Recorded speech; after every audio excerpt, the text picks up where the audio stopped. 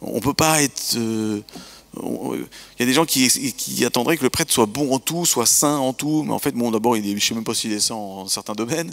On essaie d'y tendre, comme vous tous, mais on ne peut pas être tout sur tout. J'avais vu un dessin humoristique assez drôle sur l'homélie, ou le lecteur, c'était pas le prêtre, c'est le laïc qui lit la lecture. Alors, il y a le petit, il y a le grand, celui qui baragouine, celui qui fait des E, celui qui parle trop vite, celui qui parle trop lentement. Pareil pour les homélies. Ouais. Alors, s'il parle trop long, vraiment, il est trop long. Et s'il parle trop court, vraiment, il s'est pas foulé. Hein, il n'a pas préparé son homélie. C'est vraiment un glandeur, celui-là. Soit il est trop théologien, soit il est trop pastoral, soit ça fait trop journal télévisé, son homélie, soit c'est trop... Bon. Alors, en fait, on peut pas être... Mais pour vous aussi, c'est pareil. Vous n'êtes pas des papas parfaits, des mamans parfaites. Il y a parfois des espèces de pression qu'on se met sur les épaules. Voilà. Et ben, Jésus a pris des gens imparfaits, notamment Judas. Dans la liste des 12, il y a Judas. Et ça n'a pas refroidi Jésus. Jésus qui savait tout, savait qu'il allait le trahir. Et ben, ça n'a pas empêché Jésus de choisir Judas. Même le traître est appelé. Ça, c'est fort. Même le traître, que Jésus savait qu'il allait le trahir, il est appelé. Ça veut dire qu'il faut jamais qu'on se scandalise de ceux qui sont dans l'Église. Pardon, notre fondateur de la communauté d'Emmanuel, Pierre Goursat, disait que, en fait, sans la grâce de Dieu, on est capable du pire. Tous, pas seulement certains, tous, on est capable du pire. Alors du coup, parfois ça peut être étonnant qu'on s'étonne de voir que parfois on voit le pire. Vous voyez, que ça nous choque et que ça nous ébranle, ça c'est normal. Hein. Je pense par exemple au scandale qu'il y a eu dans l'Église ces 10-15 dernières années, puis malheureusement ça ne sera pas fini. Il y a quelque chose de dramatique, hein, et c'est plutôt bon signe qu'on soit choqué, hein, parce que si on était plus choqué qu'un prêtre fasse n'importe quoi, par exemple, ce serait quand même embêtant. Ça montre la réaction du monde qui peut être violente, cache des attentes fortes en fait qu'on met, consciemment ou inconsciemment. Donc je trouve que c'est plutôt bon signe. Mais en même temps, ça nous rappelle malheureusement, on préférait l'éviter, hein, mais en tout cas le bien qu'on peut en tirer dans toutes ces histoires sordides, c'est de voir qu'effectivement sans la grâce de Dieu, on n'est rien du tout. Quand Jésus dit hors de moi vous ne pouvez rien faire, eh ben nous en voyons les exemples concrets. Et si nous nous mettons à jeter la pierre sur ces personnes, c'est là qu'en fait on se trompe. Souvenez-vous de Jean 8, la femme adultère, que celui qui n'a jamais péché jette la première pierre. On ne peut pas à la fois dire « Ah, sans la grâce de Dieu, on ne vaut rien », et quand on envoie des exemples concrets s'offusquer et lapider les gens, quoi. Ou alors quoi, on se prend pour qui? C'est là que Jésus va nous dire « Bah toi, si tu es sans péché, jette ta pierre, hein, mais sinon tu ne vaux pas mieux que les autres. Hein. » On est capable du pire. Judas n'était pas moins mauvais ou plus pire ou plus mieux, ou je ne sais pas comment dire, que les autres. Simplement, il ne s'est pas accroché à la grâce de Dieu. Voilà, c'est sa liberté, c'est le mystère de la liberté, on ne sait pas, on n'a pas à savoir pourquoi. Et il est parti dans le décor. On a quand même deux grandes figures de trahison dans le groupe des 12, Saint-Pierre et Judas. L'un donc a bien terminé, hein, en s'en remettant à la miséricorde de Dieu, et l'autre s'est plongé dans le remords et s'est donné la mort, et puis est parti. Voilà, les paroles du Christ sur Judas sont sévères. Hein. Le fils de la perdition, il aurait mieux fallu pour lui qu'il ne fût pas né. C'est quand même, c'est dur à entendre. Et ben, ça nous montre que le Seigneur ne choisit pas des hommes parfaits, le Seigneur ne choisit pas des gens super, mais il choisit des gens qui s'appuient sur la grâce. Enfin, il appelle plutôt ceux qu'il convoque pour son service, pour chacun d'entre nous, hein, quelle que soit la mission, à s'appuyer sur la grâce. Et c'est la liberté de chacun de l'accepter ou ne pas l'accepter. Mais ça, nos infidélités n'empêchent pas Dieu de nous choisir fidèlement. Nos infidélités n'empêchent pas Dieu de poser son regard et son choix sur nous. C'est étonnant, il a gardé Judas jusqu'à la fin. Il aurait pu le tacler en milieu de parcours en disant « Bon, on va arrêter de voler là dans la caisse ». Mais non, il le garde jusqu'à la fin. Et mystérieusement, il est même intégré par la providence divine dans le plan du salut, quoi. Ça nous montre que jusqu'à la fin, en fait, Dieu tend sa miséricorde et qu'on ne peut jamais montrer du doigt ou lapider quelqu'un, quoi. Sans la grâce de Dieu, je ne peux rien faire. Et heureusement qu'on a un Judas et un Pierre dans le groupe des 12. Bon, les autres aussi ne valent pas grand-chose. Hein. Enfin, souvenez-vous, à l'agonie, ils ronflent tous, ils partent tous. Franchement, s'ils avaient su ce qui allait se passer, ils ont quand même loupé l'un des événements les majeurs de toute l'histoire. Et puis au pied de la croix, il n'y a que Jean. Donc il y a quand même, c'est globalement une armée de poltrons. Vous voyez, et c'est ça que Jésus a choisi comme groupe des 12. Ça a souvent été invoqué d'ailleurs comme un signe qui montre que le christianisme est tout sauf une secte. C'est quand vous fondez une secte, je ne sais pas si vous avez l'expérience de ça, j'imagine que vous prenez des gens hyper compétents, brillants, efficaces, machin. Bon, il faut quand même bétonner le truc, quoi. Jésus a commencé son aventure en passant beaucoup de temps avec des 12 et en prenant des gens quand même pas très équipés, quoi. Alors ils avaient des tempéraments différents, et dans la liste des 12 notamment, on voit qu'ils viennent de profils très différents. Et ce qui est intéressant de voir, hein, c'est que Jésus, j'allais dire, fait feu de tout bois, et prend volontairement des gens différents. Il y a une diversité quand même dans le collège des 12. Hein, le fils du tonnerre, par exemple, ça montre que c'était des gens quand même un peu, pas toujours finaux, quoi. Quand vous voyez Saint-Pierre, c'est quand même pas un monstre de finesse. Vous voyez, puis le même Saint-Pierre qui dit « Ah, tu es le Christ, le Fils du Dieu-vivant », après il dit le Seigneur lui dit « Mais arrière Satan, hein, parce que tes pensées ne sont pas celles de Dieu, mais celles des hommes. » Donc dans en quelques minutes de parole, Saint-Pierre passe d'une parole inspirée par l'Esprit Saint à une parole qui vient du mauvais esprit, quoi. Bon, on est tous, vous voyez, on n'est pas chimiquement pur, ça peut être compliqué. C'est beau de voir que le Seigneur prend une diversité et des tempéraments aussi différents. Souvenez-vous, saint Thomas, par exemple. Saint Thomas, juste avant la résurrection de Lazare. Alors c'est bon, dans Saint Jean, hein, on peut parler d'évangile de Saint Jean. Quand Jésus dit, bon, allons vers Lazare, quoi. Thomas, il dit, allons mourir avec toi. Il n'a pas pigé, quoi. Et le Thomas, il dit, ouais, on va mourir pour toi. Bon, après le Thomas, après la résurrection, tant que je ne verrai pas, je ne croirai pas. Donc il a un côté un peu emporté, un peu impulsif, un peu too much, comme on dit. Hein. Mais ça a plu aussi à Jésus.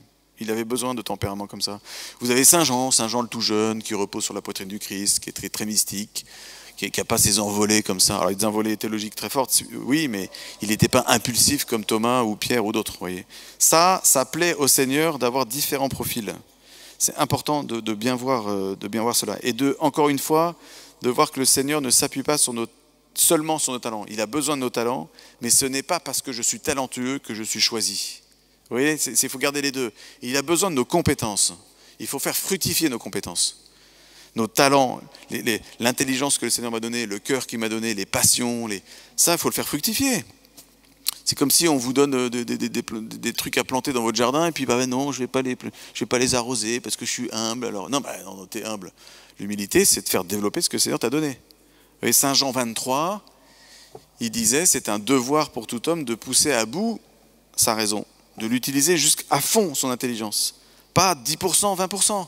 Il faut que je cherche, chacun selon ses capacités. Mais le chrétien n'est pas appelé à une espèce de fidéiste qui reçoit tout comme ça et qui ne se bouge pas, quoi. Levez-vous, allons, hein, dit Jésus à l'agonie. On est appelé à y aller, quoi. Et à mettre au service de Dieu nos talents et nos compétences. Ceci étant dit, ce n'est pas parce que j'ai des talents que Jésus m'a choisi. Il faut tenir les deux ensemble, quoi. C'est difficile. Souvent, nous, on pense que, attends, s'il m'a choisi, c'est quand même que je suis un mec bien, quoi. J'ai été nommé archevêque de Tombouctou, je dois quand même être un mec super. C'est la tentation à chaque fois de se dire, quand même. Hein? Bon, parfois le Seigneur nous donnera l'occasion de nous rappeler qu'en fait, on ne vaut pas grand-chose. Saint Pierre, premier pape, c'est quand même lamentablement vautré, quoi. Vous voyez. Moi, je trouve ça super. J'aurais aimé voir d'ailleurs d'autres péchés dans les apôtres, je sais pas, quelqu'un qui parte avec une femme, je sais pas trop. Ça aurait été sympa aussi d'élargir le spectre des péchés des apôtres. En tout cas, ce qui est intéressant, c'est de voir que le Seigneur effectivement choisit des personnes et il va équiper les personnes qu'il choisit. Et c'est pas parce que j'ai des talents que le Seigneur m'appelle, c'est parce que le Seigneur m'a appelé qu'il me donne des talents et les grâces pour cette mission. L'art du discernement, du coup aussi, hein, c'est puisqu'on est appelé, ça veut dire qu'on est appelé à ne pas s'appeler soi-même. On est appelé à ne pas s'envoyer. C'est là la différence aussi entre celui qui est appelé et celui qui s'auto-envoie, qui s'envoie lui-même en mission, qui se crée sa mission. Vous voyez, je suis nommé curé à Saint-Nizier. Bon, je ne suis pas nommé ailleurs, donc je ne vais pas m'inventer des missions ailleurs et partir à Tombouctou, même si il y a des gens très bien qui sont appelés à partir à Tombouctou. Le danger d'aller de fuir sa vocation. Vous voyez, parfois, pour vous, ceux qui sont mariés, votre première mission, c'est de vous occuper et d'aimer votre époux, votre épouse, vos enfants, et puis d'être missionnaire aussi dans votre travail, dans votre paroisse, etc. Mais c'est une question de curseur et d'équilibre. On peut être tenté parfois d'être infidèle à son mari ou à sa femme en passant son temps à d'autres activités, mais qui ne sont pas celles que le Seigneur me confie en premier. Ça ne veut pas dire qu'il n'y a que ça que je fais, mais c'est une question de hiérarchie, de priorité et de discernement. Quand je m'auto-envoie, je ne dure pas. Quand je suis appelé et envoyé, là, il y a plus de chances que je rentre dans une fidélité. Vous voyez, si je rentre dans la communauté bidule, parce que vraiment c'est super et qu'il y a vraiment des gens sympas et que je vais pouvoir faire des choses, mais sans vraiment être appelé, il se peut que je sois plus motivé par ma volonté propre que par l'appel du Seigneur. Et ça, dans ce cas-là, je risque de ne pas durer longtemps. Quand il y a des épreuves qui arrivent, des contestations, des problèmes dans un groupe, on n'est pas tous d'accord les uns les autres, on peut même se blesser parfois les uns les autres malheureusement, c'est là qu'on va voir si je suis vraiment appelé et je reste fidèle, ou si je claque la porte parce qu'en fait, on ne pense pas comme moi, quoi. Vous voyez, l'épreuve du temps et l'épreuve de la contradiction des épreuves va nous montrer aussi si je suis vraiment appelé ou si en fait je me suis motivé que par ma volonté propre. Il nous faut donc du coup vraiment, j'allais dire, retrouver une culture de l'appel. Vous voyez, alors attention, il n'y a pas des appels, parce que parfois on met des appels aussi un peu à toutes les sauces, quoi. Être appelé dans la communauté de l'Emmanuel, par exemple, ou dans les Béatitudes, ou au chemin neuf, ou une consécration dans le Puce Dei, ou je sais pas, X communauté, ça ne se prenait pas exactement de la même manière qu'un appel à la vie consacrée, ou qu'à la vie religieuse, ou au sacerdoce. Donc il y a différentes manières aussi pour le Christ d'appeler. Il y a un appel au mariage, par exemple, au sacrement de mariage et à la vie conjugale. Ce n'est pas de la même manière qu'on va le discerner qu'un appel à la vie consacrée. Parfois, il y a des garçons ou des filles qui disent « Je ne sais pas, il faut que je discerne pour savoir si vraiment le Seigneur m'appelle à appeler Gaston. » Il se peut. En fait, le Seigneur, par le sacrement du mariage, il va valider ce que vous avez validé d'abord, quoi. Il n'y a pas un Gaston sur la planète qui me convient. On pourrait se marier avec plusieurs Gastons, et même des Robert et des Jacques. Il n'y en a pas qu'un. Il n'y en aura qu'un après. Mais si vous partez demain à Taïwan et vous faites votre vie à Taïwan, pour ceux qui sont célibataires, vous pourrez peut-être rencontrer une Taïwanaise ou un Taïwanais. Donc, il n'y a pas une seule personne que Jésus a prédestinée de toute éternité. Ça ne veut pas dire qu'il n'est pas présent dans sa providence. Mais vous voyez, l'appel à la vie consacrée, c'est un appel spécifique. C'est pour ça qu'on a la liste des 12. Et il n'y en a pas d'autres. C'est ceux-là que Jésus a choisis pour une vie consacrée, une vocation qu'on appelle spécifique. Par contre, la question du mariage, elle est différente. C'est un appel naturel que le Seigneur a élevé à une dimension surnaturelle par le sacrement du mariage. Du coup, la manière de discerner dans le mariage ne sera pas la même que pour discerner pour une vocation spécifique. Et donc, parfois, aux garçons ou aux filles qui discernent par rapport au mariage, il faut dire, mais qu'est-ce que tu as dans le ventre? Qu'est-ce que tu veux, en fait? Mais toi, oublie 2 secondes ce que Dieu veut. Mais ça ne va pas l'offusquer. Qu'est-ce que toi, tu veux? Ah bah moi, en fait, si vous voulez vraiment savoir ce que je veux, bah ouais, c'est elle. Bah vas-y! Tu as discerné, tu as réfléchi, vas-y. Et le Seigneur va fortifier cette décision que vous avez prise. Il va se porter garant de ça. Mais vous voyez, donc les appels divergent et la manière de discerner est différente. Dans tous les cas, en tout cas, c'est une invitation personnelle que le Seigneur fait. C'est un appel qui rejoint mon être profond et qui me demande effectivement de suivre le Christ et d'être avec lui. Alors cette question en fait, c'est la question de l'élection. C'est non pas une sélection, mais une élection. C'est ça la différence. Jésus n'a pas fait une sélection en voyant, bon allez, il y a différents candidats pour un poste, on va aller regarder les CV et on va voir comment on va faire. Non, le Seigneur nous a choisis, on a été élus, c'est différent. On ne parle pas de la sélection du peuple d'Israël, on parle de l'élection du peuple d'Israël. Et ça vient du mystère de Dieu, qui est gratuit. Pourquoi j'ai été appelé au sacerdoce? Pourquoi j'ai été appelé à telle vocation et pas une autre? Je ne sais pas en fait. En fait, ça ne m'intéresse pas. D'abord, je ne saurai jamais. Et 2, ça ne me regarde pas. Il y a quelque chose de gratuit qui appartient au mystère de Dieu. Je pense que même dans le mariage, on vit de ce mystère-là. Et j'avais un ami qui me disait, moi, mon état de vie, je vous dirai pas lequel, parce qu'en fait, c'est valable pour tous les états de vie. Il disait, moi, ça reste un mystère à moi-même.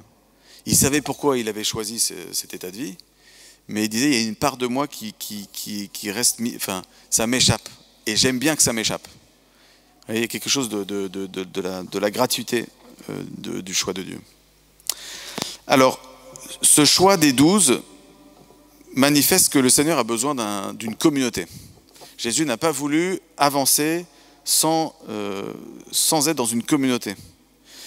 Ça nous montre aussi que pour nous, on est appelé aussi à suivre le Christ dans le cadre d'une communauté. Je ne parle pas de la communauté plus Emmanuel ou chemin neuf. Non, c'est pas ça que je veux dire. La communauté de base, pour nous, dans chrétiens, c'est la communauté paroissiale. On est appelé à vivre cette vie de communauté et à ne pas partir seul. Le danger, c'est de croire que j'ai ma petite vie spirituelle tout seul avec Jésus, que j'ai le téléphone direct avec lui, la ligne rouge, comme on dit, et que j'ai pas besoin des autres. En fait, nous avons fondamentalement besoin de nos frères et nos sœurs. Et le danger, c'est quand je pense que j'en ai plus besoin. Quand je pense que mes talents personnels sont plus importants que l'intelligence de groupe et la force de vivre en commun. C'est une tentation de se dire, en fait, je suis tellement génial que... Ou par exemple, vous pouvez, dans certains domaines, vous dire, je serai plus efficace tout seul. Dans une paroisse, dans un travail, dans notre famille, je ne sais pas. Ça peut être tentant, ça. De fait, vous avez acquis des compétences. Vous dites, ça ira plus vite tout seul. Ça ira peut-être plus vite tout seul, mais ce sera peut-être moins percutant et ça va moins durer dans le temps, quoi. Et je gagnerai toujours à accepter d'aller peut-être plus lentement, mais de faire avec les autres, de ne pas faire bande à part ou tout seul. Et ça, c'est difficile d'accepter. Jésus, s'il y en avait bien un qui pouvait fonctionner tout seul, et extrêmement efficace, c'est lui, quoi. Eh bien, il a voulu se soumettre à une communauté.